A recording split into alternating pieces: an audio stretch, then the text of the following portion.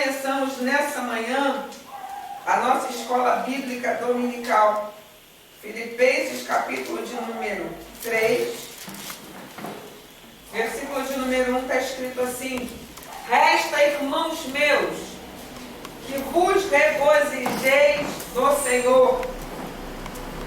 Não me aborreço de escrever-vos as mesmas coisas, e é segurança para vós. Então, todas as vezes que você ouvir algo e lembrar que isso já foi dito e ensinado a você, isso está sendo segurança para você, porque quanto mais você ouve, mais você o quê? Absorve. Quanto mais você ouve sobre um assunto, mais você o quê? Aprende. Não é isso? Mais você aprende. Então, o apóstolo Paulo, que foi o autor da carta aos irmãos que viviam em Filipe, disse: resta, irmãos meus, que vos regozijeis no Senhor. O que ele estava dizendo? Depois de tantas coisas, só nos resta fazer o quê? Vamos agradecer o Senhor, vamos nos regozijar nele. E ele dizia que não se aborrecia por escrever as mesmas coisas. Ele estava fazendo isso porque era segurança para a igreja. Quanto mais você aprende, mais você entende quais são as estratégias que você precisa ter para estar livre das ciladas de Satanás e seus demônios. Quanto mais você aprende, você entende o quanto a sua mente, o seu entendimento, ele vai sendo aberto, né? O seu entendimento vai sendo trabalhado para que você venha aprender a verdade.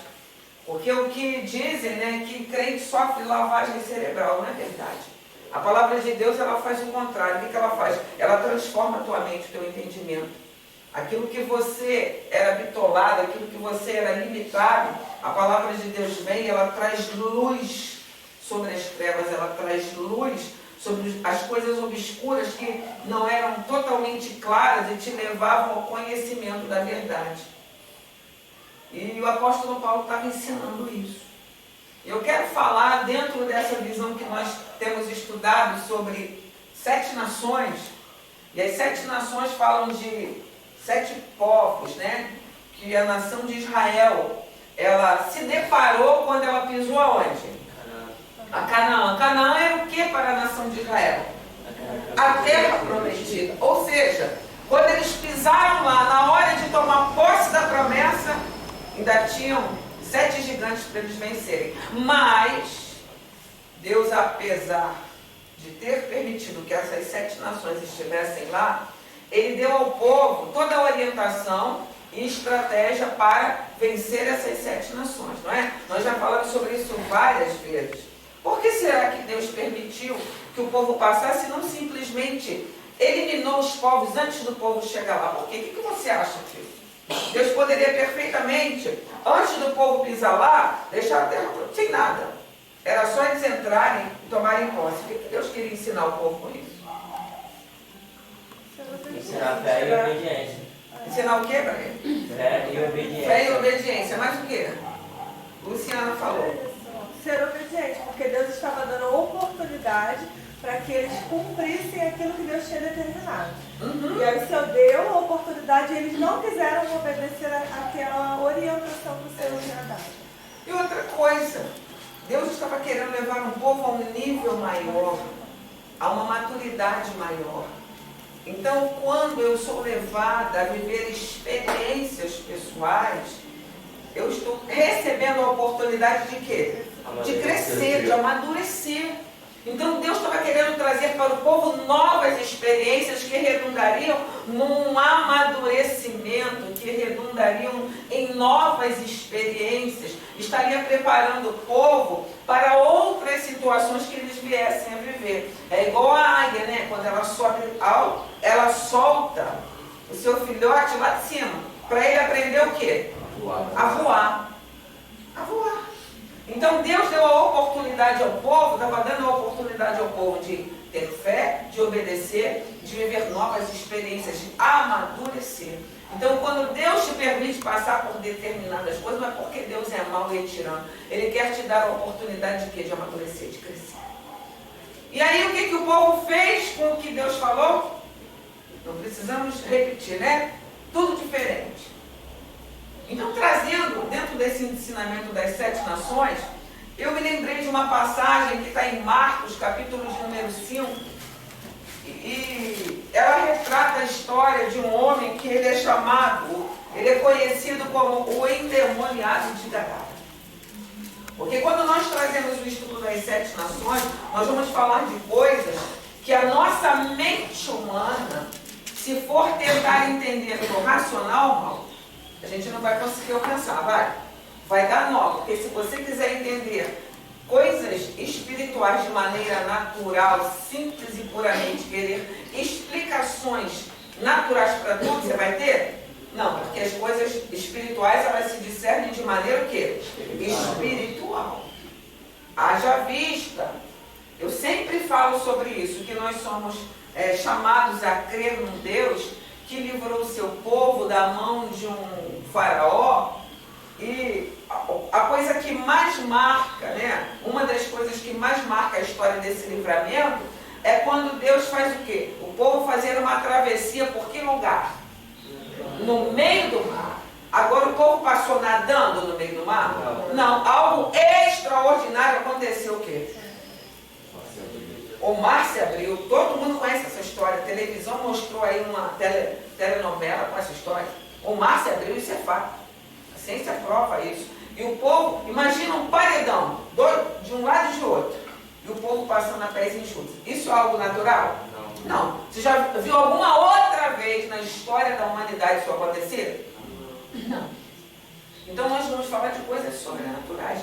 E quando a gente trata dessa história de 7 nações, e a gente vem para a palavra de Deus e fala dessa passagem do endemoniado de Gadara, eu já ouvi muitas coisas a respeito dessa passagem. Mas tem coisas que, quando eu leio, me chamam muita atenção. Acompanhe aí comigo o versículo de número 1. E chegaram a outra margem do mar, a província dos Gadarenos.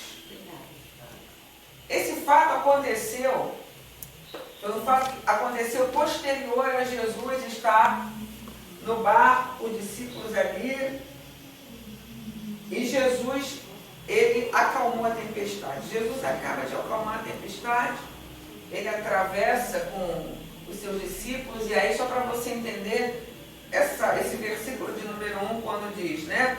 E chegaram a outra margem do mar. Ele tinha acabado de passar por uma experiência onde o mar estava revolto e Jesus apaziguou a tempestade. Aí Jesus fala, se você for um pouco mais atrás, Jesus fala, por que sois tão tímidos? Ainda não tendes fé? E sentiram um grande temor e diziam uns aos outros, mas quem é este, que até o vento e o mar lhe obedecem? A questão é que os discípulos ainda não tinham visto nada. Quando chega do outro lado, Márcio, logo que eles chegam do outro lado da província, dos Gadarenos, quando saem do barco, mal saíram do barco, a Bíblia diz que saiu logo ao seu encontro dos sepulcros um homem com um espírito imundo. Note bem que Jesus não foi até o homem. Quem foi até Jesus? O homem. E ele saiu de que lugar? Sepulcro é lugar de quê? Onde abriga o quê? Mortos. Olha o estado que esse homem estava. Ele vivia entre o quê? Os mortos. São coisas que a gente precisa prestar atenção. E esse homem, ele tinha o quê? A Bíblia diz o quê? Não, um homem com o quê? Espírito imundo. Não fala aqui quanto, fala espírito imundo. O qual tinha sua morada nos sepulcros e nem ainda com cadeias o podia alguém prender. Esse homem era um homem normal? Não. Mas porque ele não era, nesse momento eu não posso dizer que ele era um homem normal, porque eu conheço da história desse homem você a partir daqui. Ele tinha espírito imundo, mas outra coisa, o espírito imundo que tinha nele, o que tinha nele era tão terrível que nem com cadeias podia se prender esse homem. Imagina a situação. Ele vai ter com Jesus. Versículo de número 4 diz o seguinte, porque tendo sido muitas vezes preso com o que está escrito aí? Era só simples cadeias? Não. Eram grilhões, eram correntes mais fortes. Não conseguiam prender. A As cadeias foram feitas por eles em quê? E os grilhões em quê? Gente, migalha. Ele espedaçava qualquer coisa que tentasse prendê-lo. E ninguém o podia amansar. Então, ele não somente estava com o espírito imundo, ele vivia num lugar de morte, prendia com cadeias e grilhões, ele transformava em pedaços e migalhas e dizia assim, e ninguém o podia amansar. Ele devia de ser o quê? Você imagina o quê? Uma fera. Um horror. E esse homem desse jeito saiu ao encontro de Jesus. E andava sempre de dia e de noite, clamando pelos montes e pelos sepulcros e ferindo-se com pedras. Além dele ter toda essa situação, ele ainda se mutilava. E quando viu Jesus ao longe, correu e fez o quê? O adorou. Olha o que a palavra diz. O adorou. Era um homem que ninguém mais prendia com cadeias, prendia com grilhões. Ele transformava tudo em migalha, ninguém podia amansar ele. Ele vivia nos sepulcros. Quando ele vê Jesus, ele sai correndo ao encontro. É ele que sai, Jesus não chama. E ele faz o que diante de Jesus? Por que ele o adora? Porque ele reconhece que chegou ali naquele lugar, naquele momento, alguém que tinha todo o poder e autoridade dado nos céus e na terra. Quando você chega num lugar com a presença de Jesus, seja qual for o demônio, seja qual for o espírito imundo, seja qual for a situação, é por isso que a gente fala muito da presença de Jesus, da presença de Deus na nossa vida, porque quando a presença de Deus está na nossa vida, não é quem nós somos, mas é quem está em nós que chega naquele lugar, e aí todo o ambiente muda. Aquele demônio, aquele homem com o espírito imundo chega diante de Jesus e se prostra, reconhecendo que ali chegou alguém cheio de autoridade. Quando nós estamos dando esse estudo, eu trouxe essa passagem para que você entendamos o seguinte: o objetivo não é que você fique com medo e fique viajando, que tem principados, potestades, demônios regionais para te apavorar, é para você entender que até sobre estes Jesus recebeu todo o poder e toda a autoridade. E clamando, versículo 7, com grande voz disse, que tenho eu contigo. Aí, como é que ele fala de Jesus? Ele fala, que tenho eu contigo, homem? Não. Que tenho eu contigo, Senhor? Não. Que tenho eu contigo, mestre? Não. O que ele fala, Sara? Que tenho eu contigo, Jesus, filho do Deus Altíssimo. Olha que passagem tremenda. Que tenho eu contigo, Jesus, filho do Deus Altíssimo. Eram todos naquela época que reconheciam Jesus com essa clareza? Não. Mas aqueles demônios sabiam exatamente quem chegou naquela província. E aí continua. Conjuro-te por Deus que não me atormente. Porque lhe dizia, sai desse homem, espírito imundo. E perguntou-lhe, qual é o teu nome? E lhe respondeu, Legião é o meu nome, porque somos quantos? Muitos. E rogava-lhe muito que não enviasse para fora daquela província. Por que ele não queria ir embora dali? Porque ele era um espírito que fazia o quê? Ele tinha o quê sobre aquela região? Tomava conta. Domínio. Imagina, eles eram espíritos que tinham domínio sobre aquela província, sobre aquela região. Eles não queriam ir embora dali. Eles eram demônios territorialistas. O espaço era de quem? Eles tinham como deles. Quando eles veem Jesus chegar, eles já sabiam que alguma coisa haveria de acontecer. E aí Jesus permitiu algo. Versículo 11. E andava ali pastando no monte uma grande manada de porcos. E todos aqueles demônios lhe rogaram, dizendo, manda-nos para aqueles porcos, para que entremos neles. E Jesus o permitiu. E saindo aqueles espíritos imundos, entraram nos porcos, e a manada se precipitou por um despenhadeiro no mar. Eram quase quantos? 2.000. 2.000. E afogou-se no mar. Quantos eram? 2.000. Então, a gente entende que tinham aproximadamente quantos demônios dominando? Dá para entender por que cadeias e grilhões não prendiam aquele homem. Sim. Quase podia. A gente lê uma coisa dessa, se a gente lê sem prestar atenção e sem analisar o texto bíblico, a gente passa.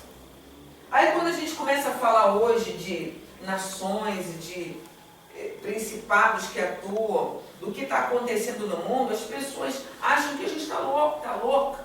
Mas a Bíblia já dizia de coisas tremendas e terríveis. Entrou em quantos porcos? 2.000 era pouca coisa? Não. Era muita coisa. Será que nos dias de hoje os demônios pararam de atuar dessa forma? Não. Continuam atuando da mesma forma. Jesus está aqui no seu ministério terreno hoje? Não. Mas quem está aqui para fazer o papel que Jesus fez diante desse endemoniado? Através de quem? Da igreja. Então nós estamos aprendendo, né? Eu escrevi aqui João 8:32, que diz o seguinte: conhecereis e a verdade vos libertará. Qual é o propósito de nós estarmos fazendo esses estudos pela manhã? É somente adquirir conhecimento? Não, é nós sermos testemunhas vivas, nós sermos instrumentos vivos. A multiforme sabedoria de Deus manifesta aqui na terra. Você sabe qual é a multiforme sabedoria de Deus manifesta aqui na terra? Eu e você, a igreja. Através da igreja, Deus se manifesta hoje aqui na terra. Então eu e você estamos aprendendo sobre isso para quê? Para estarmos prontos, preparados. Hoje em dia a gente não tem mais província. Nós temos bairros, cidades, nações, países. Já parou para pensar se você chega num lugar e se depara com uma situação como essa? Será que se você se deparar com alguém com um endemoniamento parecido com o endemoniado de Gadara, será que o demônio vai chegar para você e vai dizer que tem o eu contigo? Ou será que vai ser igual aos filhos de Cefas? O que aconteceu com os filhos do sacerdote Cefas? Quando foram, vocês conhecem essa passagem? Conhece? Mas acho que foram envergonhados. Foram expulsar demônios de um homem no nome do Deus que Paulo prega. Tomaram uma surra. Aí os demônios falaram assim: Jesus, nós conhecemos. Paulo, sei quem é. E vocês, hein? Quem são? Deram uma surra neles. E a gente está falando isso aqui assim, né? Parece tranquilo. Mas isso hoje pode acontecer.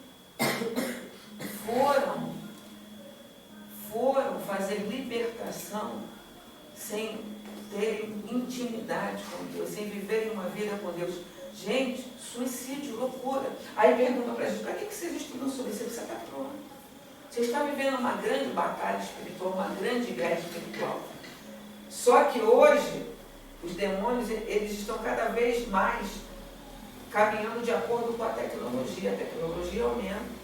Aí a gente vê, como nós falamos na aula passada, sobre filmes que estão sendo criados de X-Men e por aí vai, que são coisas que retratam o que acontece no mundo espiritual. Então, o que eu e você precisamos entender é a introdução da aula de hoje, porque nós vamos falar de outras coisas ligadas ao que está acontecendo no mundo associado à ciência. O que o diabo hoje está tramando e por que eu e você temos exemplos na Bíblia lá, de mais de 2000 anos atrás, que se aplicam ainda hoje. Isso aqui é um livro vivo.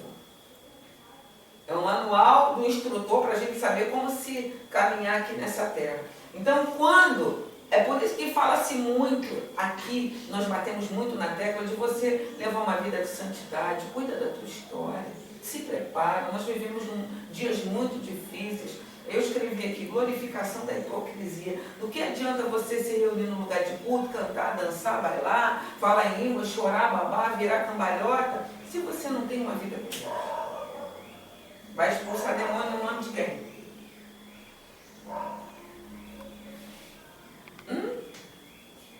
Não, eu aprendi lá na igreja: não leva uma vida com Deus, não só servir. Entra no caminho do pecado só. Porque o que sustenta um crente, um servo e uma serva de Deus? Está escrito aqui, o que é? Eu escrevi aqui, não somente deixar de comer, mas alimentar o meu espírito. Porque tem gente que acha que jejum é simplesmente o quê? Não, aí fica contando as horas. Eu vou fazer até meio-dia. Ai, né? 10h30. Falta muito. Ai, Jesus, aí não ora nesse período que está em jejum, não pede uma palavra, né? Porque o jejum você está o quê? Você está num período em que você está alimentando o seu espírito. Então você vai assistir televisão, programa de dança, ouvir música, você vai fazer isso na hora que você está fazendo jejum? Porque se você está deixando de comer e fazendo todas as outras coisas que alimentam a sua carne, presta bem atenção. Eu não estou dizendo aqui que você não pode jejuar trabalhando, eu estou dizendo isso. Na sua rotina normal, nas suas coisas normais, você não vai parar. Você vai fazê-lo. Mas você vai estar naquele período o quê? Ligado com Deus, né? Orando em todo o tempo. Você pode orar em todo o tempo fazendo as suas atividades normais? Pode. Pode. Agora, você ficar assistindo um programa de humorismo na hora que você está em jejum, isso é jejum? Não. Você está alimentando quem ali? Eu estou dizendo que é pecado você assistir um programa normal de humor? Não, mas no momento do jejum. Então, não faça. Então, o que alimenta? O que são valores? Oração, palavra e jejum. Eu escrevi ali, coreografia da unção. Não há mudança de caráter, só movimento que não gera transformação. De que transformação eu estou falando aqui? Transformação que eu criei na minha mente, na minha ideia? Não. A palavra de Deus diz em Romanos, capítulo de número 12, verso 2. É o que está acontecendo conosco aqui todas as manhãs. Desde que você se converteu e vem buscando a verdade da palavra, é isso que você tem vivido. E não vos conformeis com este, mas transformai-vos pela renovação da vossa... O que é renovação da mente? O que eu entendo quando eu leio esse texto do apóstolo Paulo de renovação da mente? Antes eu pensava de um jeito, e quando eu conheci a Jesus e comecei a estudar a sua palavra, a minha mente foi sendo renovada pelo conhecimento de quê? Da verdade. Pela renovação da vossa mente. Quando a minha mente é renovada pela verdade da palavra, aí eu experimento qual é a boa, perfeita e agradável vontade de Deus. Aí eu escrevi, ser transformado para quê? Para transformar. Os dons transformam alguém? Falar em línguas é para transformar a sua vida? Não. Ter visão é para transformar a sua vida? Profetizar é algo que trabalha o seu caráter? Não. O que trabalha o seu caráter? O que trabalha o seu caráter? Porque não adianta nada eu entender as 7 nações se eu não tenho caráter transformado. O que é eu ter um caráter transformado? Eu vejo de acordo com a palavra diz e de acordo com o que o Espírito Santo fala para você fazer. O que é o meu caráter? O que é o meu caráter? É quando eu sou, quando ninguém está vendo. É quem eu sou. É a minha essência. É aquilo que eu sou quando ninguém vê. Porque ter bom comportamento na frente dos outros é fácil, não falar mal da pessoa na frente dela é fácil. O caráter é aquilo que eu sou quando ninguém vê. E o que é a transformação do meu caráter? O meu caráter, ele é formado de que maneira? O meu temperamento, ele nasce comigo? Nasce? Nasce ou não nasce? A gente já viu outro leque. Eu acho que você vai ser o seu temperamento, mas ele vai se formando de acordo com Vai o que se você vive. moldando. O meu temperamento, ele nasce comigo. Eu herdo isso dos meus pais e dos meus avós. O meu caráter, ele pode ser transformado, né? Ele pode ser moldado à medida que o tempo passa, à medida com as informações que eu recebo. O meu caráter não nasce comigo, eu não erro. O meu caráter, ele vem de acordo com as situações que eu vou sendo expostas. Começo dentro da minha casa. Vou dar um exemplo para se ficar mais claro. Eu sempre gosto de dar esse exemplo. O primeiro momento em que eu tenho a oportunidade de ter o meu caráter, porque o meu caráter é formado. Formado começa aonde? Dentro da onde? dentro da minha casa. É a escola bíblica dominical que tem a responsabilidade estritamente de formar o caráter dos nossos filhos? Não. Primeiro momento, quem tem que formar o caráter? Os pais, porque a criança, quando ela nasce, o primeiro contato que ela tem é com quem? E ela vai copiar quem? Aí eu sempre dou um exemplo. Eu vou no supermercado com meu filho, com a minha filha pequena ainda, dentro do carrinho, estou empurrando o carrinho. Criança, quando chega no supermercado, ela pode ter acabado de comer, ela sente o quê dentro do mercado? Fome. Por que ela sente fome? Ela olha o quê? Ela não sente fome de comer o arroz, o feijão, que ela viu ali, a carne. Ela quer comer o quê? Biscoito, iogurte. Não é assim que ela quer comer? Snack, batata frita. Mas no mercado tem um negócio. Você não vai pegando as coisas, você vai pagando na medida que você pega, não é? É assim? Você vai botando dentro do carrinho, né? Eu estou falando de quê? Vamos voltar aqui. De formação de caráter. E se eu não tiver um caráter transformado, eu não vou transformar ninguém, eu não vou ter a minha mente transformada. Isso tem a ver com formação de caráter. Por isso que tem muito crente picareta dentro da igreja. Por isso que tem muita gente dando um mau testemunho, porque não tem caráter transformado. Quer levantar a mão para expulsar demônio, quando precisa expulsar de dentro dele todo o mau caratismo, toda a vergonha que tem sido para o evangelho. Então, eu boto lá no carrinho. Aí, Márcio, a criança olha, é iogurte. Ela pode pegar aquele iogurte naquela hora e tomar? Porque o iogurte, enquanto você não passou no caixa, aquele iogurte pertence a quem? Ao mercado. Pertence ao mercado. Mas eu vou pagar depois, já pagou? Criança entende quando é pequenininha, consegue racionalizar algumas coisas? Não. Quem vai ensinar isso para ela? Os pais. Se você pega o iogurte ali, dá para ela beber, ela está entendendo no primeiro momento que pode o quê? Sem pagar. Aí tem pais que fazem o pior do pior. Porque o pior, já é pior pegar, deixar beber e levar vazio para pagar no caixa.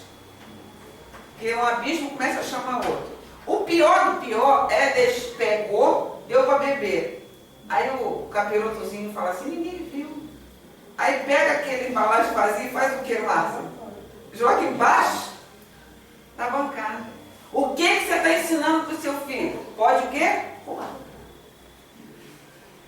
Aquilo ali é o quê? Você furtou o mercado, não furtou? Furtou ou não furtou? Furtou. Não saiu com o iogurte, saiu sim. Dentro da barriga do seu filho. Você saiu do mercado, você fez um furto. O furto significa que o iogurte saiu de que forma?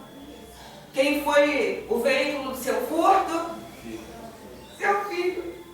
Aí depois a criança cresce, vai crescendo com isso, porque se faz isso, faz outras coisas, não faz? Aí ela cresce com isso, aí se torna um delinquente, aí a polícia vai lá, não estou abrindo parênteses aqui, defendendo que se mate, mas infelizmente, né, a gente está falando de pecado, se você começa a fazer coisas erradas, vai sofrer as consequências. Aí, final trágico, porque o que mais a gente vê hoje são jovens, inclusive jovens da igreja, morrendo cedo, andando com mais companhias e fazendo coisas erradas. Morreu. Meu filho não era bandido, não era não. Eu que não ensinei a furtar e a roubar. Então Deus, Ele quer mudar essas coisinhas. Crente pode fazer isso? Fala para mim. Você que é servo de Deus, que está aprendendo de coisas sobrenaturais, pode furtar através da barriga do seu filho? Como é que eu furto através da barriga do meu filho, pastora? Quando você vai com ele no mercado, deixa ele comer tudo antes de pagar e joga embaixo da bancada. O objeto do seu furto saiu aonde? Na barriga do seu filho. Não vos conformeis com este. O mundo diz que isso está errado. Assim ninguém viu, né? O dono do mercado, o pessoal fala que o dono do mercado é o quê? O dinheiro é de quem? É dele. Quem tem o direito de estar rico? Se trabalhou, se montou um negócio. É ele. O mercado não é meu, não é seu, é de quem? É dele. Ele tem direito de estar rico? Eu tenho direito de roubar e de furtar a riqueza dele? Não. Então, isso é mente mundana. A mente do mundo é assim. Não tem nada demais, não tem nada a ver. Só que se você começa a entrar nisso, quando você vai querer mexer com coisas espirituais, você tem pendências lá em cima. diabo ele vai requerer isso. Como? Se você tem dívida. Como, Paulinho? E não é só expulsando demônio, botando a mão na cabeça de uma pessoa, não. Porque quando você chega perto de alguém e vai ensinar essas coisas e pregar, se você tiver pendências no mundo espiritual, você não está mexendo, de uma certa forma, mandando os demônios sair daquele endemoniado? De que maneira você está mandando o demônio sair? Através da palavra, expondo a palavra. Se você não está bem na fita com Deus, se as questões espirituais, elas não são uma verdade na sua vida, se os valores espirituais não estão sendo aplicados na sua história, você está em maus lençóis e pode sofrer igual aos filhos de quem? Do sacerdote. Por isso que tem muita gente com a vida contigo. Falar em línguas transforma alguém? Não. Muda o caráter de alguém? Não. Profetizar? Mas pastorear? Uma profeta de Deus.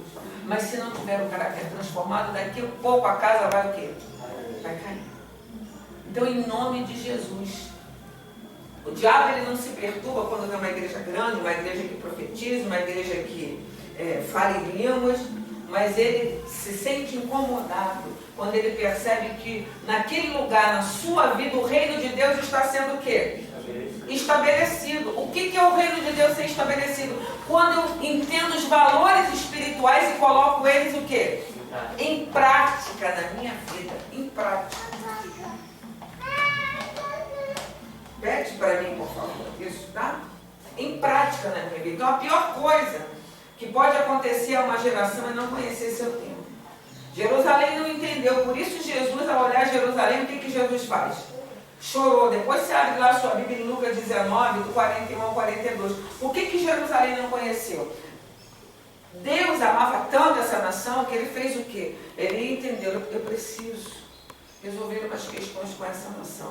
E ele tentou isso através de juízes, de profetas, de reis. A nação não deu resposta. O que ele fez? Foi enviar. Meu filho, olha que amor é esse, que amor lindo. O próprio Filho de Deus andando entre o povo que Deus amava. O que eles fizeram? Não reconheceram. Um endemoniado de Gadara, quando viu Jesus, se prostrou diante dele e o adorou. Uma nação que Deus amou de tal maneira e que enviou seu filho ali no primeiro momento para pregar sua palavra de salvação, trazer cura e libertação, não reconheceu. E nós hoje, o que nós temos feito? A palavra de Deus ela tem sido ensinada, ela tem sido pregada, ela tem sido trazida até nós. Será que Jesus, ao olhar para nós hoje, ele vê o que ele viu naquele tempo em Jerusalém? Porque a pior coisa que pode acontecer para mim e para você hoje, para uma geração, é não conhecer o seu tempo. Tem um louvor que diz, né? Que não passe de nós, que não seja preciso que o quê? Se levante outra geração que vá adiante, que Deus possa contar comigo e com você. Mas somente pessoas transformadas, com caráter transformado, podem ser usadas para transformar outros. Quando você entende, você faz o quê? Você desfruta. Você pode servir a Deus muitos anos sem desfrutar da plenitude de Cristo. É possível isso? Sem andar com Ele no sobrenatural? Sim. Então a palavra de Deus é manifestação do seu poder, não é no show. O tempo que você tem que fazer é hoje, é agora. Então nós precisamos ter entendimento do tempo que a gente vive hoje. Hoje a ciência se multiplicou de uma maneira absurda. Hoje, quando eu vou falar aqui de transhumanismo, de DARPA, de homens e mulheres geneticamente modificados, eu estou falando do tempo do hoje. Eu preciso conhecer o meu tempo hoje, trazendo um paralelo com o que a palavra de Deus nos ensina, que foi escrito há tempos atrás. Mesmo que você diga assim, olha, eu estou me preparando para ir para o céu, pastor, meu lugar não é aqui, mas enquanto isso você está onde? Você está aqui. Então você precisa conhecer o teu tempo hoje aqui e fazer diferença hoje aqui, porque o céu é lugar de quem tem o quê? De atitude. A gente vai selar um bando de à toa voando igual anjo? Não teria sentido. A palavra de Deus diz: os céus e a terra vão, mas as minhas palavras não passam. A palavra de Deus, ela vai continuar. Como é que vai ser ela na eternidade, pastor? Eu não sei tudo. Eu sei que a Bíblia me permite saber. E Eclesiastes 3, compreendo o tempo para não perder tempo. Mas lembre-se, ninguém é transformado da noite para o dia. A jornada. Por quê? Se você não der valor à jornada, você pode talvez o quê? Não chegar. Não chegar. Porque o que vai determinar a sua chegada? O caminho que você vai seguir. Vai chegar, você quer chegar em Campo Grande. Se você for para o lado da Zona Norte, você vai chegar na Zona Oeste? Não. Então o que vai determinar a sua chegada? O caminho, não é isso? Mas você vai escolher para seguir. Para você daqui para a Barra da Tijuca, existem algumas opções. Mas dependendo das opções que você escolha, você pode talvez nunca chegar na Barra da Tijuca. Não é verdade? Então, dentro disso, eu te faço uma pergunta. Qual é a jornada, o caminho que você tem escolhido para seguir hoje? Isso vai ser determinante para você chegar na eternidade. Você quer chegar no céu, pecando, fazendo escolhas diferentes do que a palavra de Deus tem te ensinado? Você pode chegar em qualquer céu, menos no céu que Deus preparou para você. Menos no céu que Ele preparou para você. Queria começar já introduzindo nessa manhã, dentro do que a gente está falando aqui, né? Que o exército das trevas ele tem desfrutado cada vez mais e mais das distorções que tem na igreja que precisam ser esclarecidas. Então, embora a verdadeira noiva que é a igreja não possa ser destruída, muitos ministérios e líderes têm vivido um evangelho de fachada. Depois você lê 2 Coríntios 11, do 1 ao 4, versículos 13 e 15, e 2 Coríntios 10, do 3 ao 5. Eu não vou ler aqui porque nós precisamos avançar. Precisamos o quê? O diabo, ele é burro? Não. O diabo é burro, ele é frouxo, ele é frouxo. Ele tem ainda poder para atuar aqui na terra? Tem. Ele tem se especializado cada vez mais? Tem. Ele tem arrumado maiores e melhores estratégias para nos destruir? Tem. E o que a gente tem feito frente a isso? Essa é a minha pergunta, para que a gente possa dar continuidade ao estudo. O que nós temos feito? O propósito do nosso estudo é nos prepararmos cada vez mais para essa grande batalha espiritual no qual todos nós estamos inseridos. Ah, pastora, eu não quero entrar nessa batalha. Querido, querida, sinto muito te trazer a realidade. Nessa batalha, ou você está do lado de Deus, ou você está fazendo a vontade de Satanás. Não dá para ficar na janela vendo a batalha acontecer. Você está no meio dela. Agora, se você não buscar o conhecimento que precisa, não se preparar para essa batalha, você será o quê? Imagina, no meio de uma guerra, um soldado, junto com o exército, dizendo: eu não quero batalhar aqui não, e fica parado no meio da batalha. O que vai acontecer com ele? Vai ser morto. Morto. É desse jeito que a igreja está hoje. É desse jeito que as pessoas estão hoje. Quando você decide que não quer fazer nada, você está no meio de um exército guerreando, um exército em plena batalha, e você parado. A qualquer momento, o que vai atingir você? Alguns tiraços da batalha. Alguns tiraços da batalha. Alguém vai te atropelar, vai fatalmente morrer. Você quer ser morto? Eu não quero. Então, já que existe uma batalha espiritual no qual eu estou inserida, querendo ou não, o que eu tenho que fazer? Me preparar para a batalha. O que nós estamos fazendo aqui? Nos preparando para essa batalha. Pastora, mas que forma louca é essa? Porque a ciência cresceu, minha irmã, meu irmão, meu querido, a ciência está avançando. Daniel já dizia isso, que a ciência o quê? Se multiplicaria. Então hoje eu quero falar de algo, né, que está acontecendo na ciência e que está junto com o mundo espiritual. Seres humanos estão sendo transformados, se eu assim posso dizer, pela ciência, aonde os cientistas querem fazer uma intervenção para que a teoria de Darwin ela seja aperfeiçoada. Essa é a visão deles. A teoria de Darwin diz o quê? Que o homem, diga os estudantes que estão aqui, veio da onde? Do macaco. Então, com o passar do tempo, eles foram o quê? Deixou de ser macaco, né? Assim, o retratinho era um macaquinho. O macaquinho foi, a coluna dele foi melhorando, sem precisar fazer musculação e ir para a academia, né? A evolução. Hoje, se a gente andar torto, quiser melhorar um pouquinho, faz uma musculação, faz um HIIT. Não, a teoria de Darwin era um macaquinho que andando igual um macaquinho. Aí, com o passar do tempo, eu não sei o que acontece, algum clique assim aconteceu na natureza e o macaquinho foi levantando as costas. Depois, é assim na fotografia, depois as costas do macaquinho melhoram mais. Aí os pelos, o pelo começa a cair, não sei como. Não precisa nem passar por depilação por cera quente. Os pelos saem tudo. Não sofrer igual a gente, né?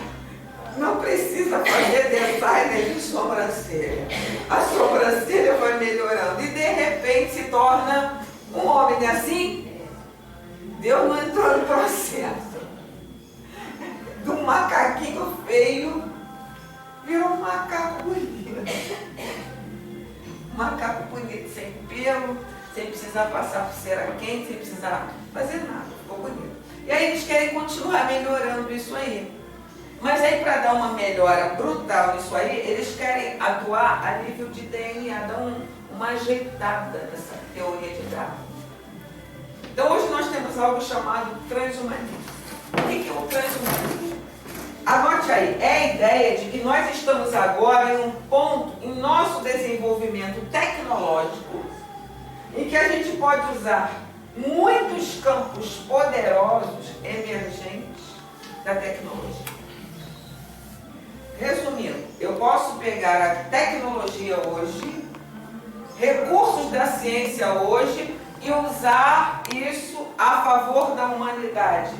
De que forma? Atuando a nível genético. Hoje nós temos o que é chamado de robótica, nós temos o que é chamado de inteligência artificial, nós temos o que é chamado de nanotecnologia, nós temos o que é chamado de cibernética, né? Haja visto os nossos aparelhos celulares. Com o passar do tempo, o que vai acontecendo? Vão ficando o quê? Obsoletos. O chip do seu celular, antes não era nem chip. Depois passou a ser chip, era um negócio quadrado grande. Aí, com o passar do tempo, se tornou o quê? Nano. Isso é nanotecnologia. Ele vai diminuindo, mas conseguindo absorver um número maior de informações, armazenar um número cada vez maior de informações, tem uma memória muito maior. E eles querem fazer isso aonde? No ser humano. Isso é uma loucura. Aí eu volto para a gente entender o seguinte: o que isso tem a ver com as questões espirituais? O que isso tem a ver com o diabo? O que isso tem a ver com os anjos caídos? O que isso tem a ver? Qual é o propósito de juntar a ciência com questões espirituais? O que é isso? É uma nova nação. O que o diabo quer fazer? Ele tem o poder da criação? Não. A gente voltando lá para a história da humanidade, lá nos primórdios, quando a gente lê Ezequiel 28, a queda dele foi devido ao quê? Ele disse o quê? Serei semelhante ao Altíssimo. Subirei as mais altas Alturas. e serei. Semelhante ao Altíssimo. Ele conseguiu isso ali em Ezequiel 28? Ele foi o quê? Quando ele tentou isso, a Bíblia diz que ele foi o quê? Lançado por terra. Quando a Bíblia diz que ele foi lançado por terra, então significa que naquela época já existia a terra? Sim ou não? Sim. A terra já existia. O homem já existia na terra quando ele foi lançado aqui? Não. Gênesis capítulo de número 1, verso 1 diz que no princípio criou Deus todas as coisas. Mas quando diz todas as coisas, começa dizendo assim: a terra era o quê? Então a terra já existia? Porém, como é que ela era? Sem forma e vazia. Quem já estava aqui? Satanás. Com seus anjos caídos. Ele viu Deus ajeitando as coisas aqui na terra. Fazendo, você vê que, por que eu digo ajeitando? Pastor, por que você diz ajeitando? Ela vai formar. Diz assim, que Deus fez separação entre significa que estava tudo o quê? Ele foi arrumando, separando. Aí ele criou os luminares, algumas coisas ele criou, outras ele foi ajeitando, povoou a terra, povoou as águas já existiam? Já, porque ele fez só separação. Não disse, criou Deus das águas. Fez o quê? Separação. Profundo isso, né? O diabo já estava aqui, estava vendo ele fazer tudo isso. Por que eu digo que ele já estava aqui? Porque Ezequiel 28 diz que ele foi lançado por... Havia o que sobre a face da terra? Trevas, porque ele já estava aqui.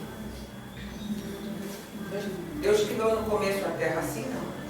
Mas quando ele foi lançado aqui, imagina, ele com um terço, fez um... Aí Deus falou, agora eu vou ajeitar. Mas vou ajeitar para ele vir. Está escrito isso lá não, eu estou dizendo. Porque senão Deus não deixaria ele aqui para ele ver tudo isso. Aí quando Deus está criando tudo, em Gênesis capítulo de número capítulo 2, eu não preciso ir lá com você que você conhece bem. Eu quero chegar aqui no transhumanismo e por que hoje a ciência quer criar um novo homem, o Homo sapiens 2. Enquanto Deus estava criando a arvorezinha, estava tudo muito bem. Quando Deus criou os frutos, estava tudo, os animais, estava tudo muito bem. Quando é que Satanás decidiu entrar aqui na terra e intervir no que Deus estava fazendo? Quando ele viu do homem e da mulher. Quando ele viu outras criaturas, quando ele viu os animais, ele não fez nada. Ele não se manifestou. Ele nem ligou. Se assim eu posso dizer. Mas por que incomodou tanto a ele quando Deus criou o homem? Façamos. Olha, ele que queria ser semelhante ao Altíssimo. Escuta Deus conversando com o Filho e com o Espírito Santo, porque quando falou façamos, ele estava falando com alguém. Não estava falando com alguém? Sim. Pai, Filho e Espírito Santo. Ele disse, façamos o homem.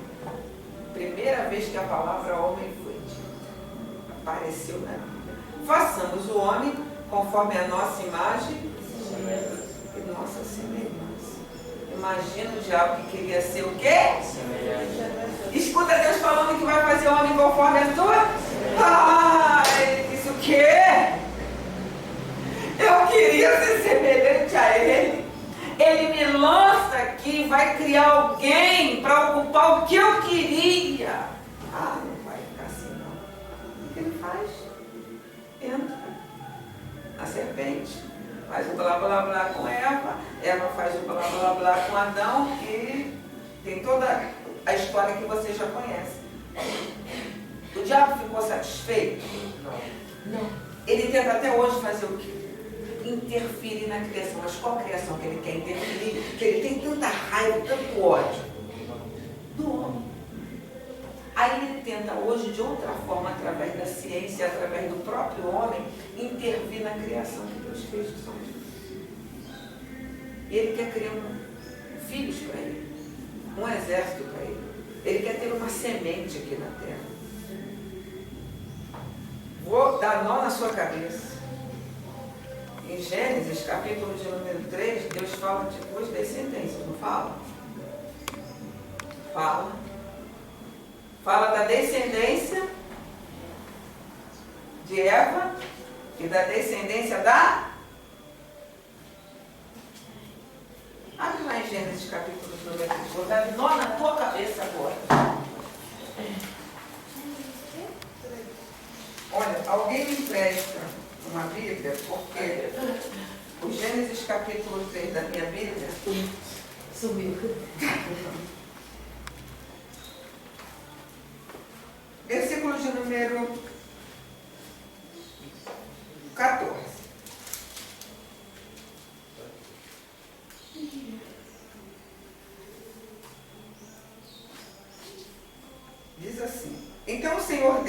depois que fizeram a bagunça que fizeram, né? Desobedeceram uma ordem expressa de Deus. Através da serpente, e quem estava dentro da serpente era quem? Satanás. Então disse a serpente, porquanto fizeste isso, maldita serás mais do que toda a besta, e mais do que todos os animais do campo. Sobre o teu ventre andarás, e pó comerás todos os dias da sua vida. E porei inimizade entre ti e a mulher. Quando Deus fala entre ti, Ele está falando, quem é o ti? Satanás. Porém, inimizade entre ti e a mulher. E entre a tua e a sua. Ele está falando de quantas descendências? Duas. Quantas descendências? Duas. Então existem aqueles que o diabo haveria de fazer o quê? Gerar. Aqui na terra. Aí eu trago essa passagem como embasamento para falar de algo chamado Néfili. De onde vieram as 7 anos. Fala, caramba!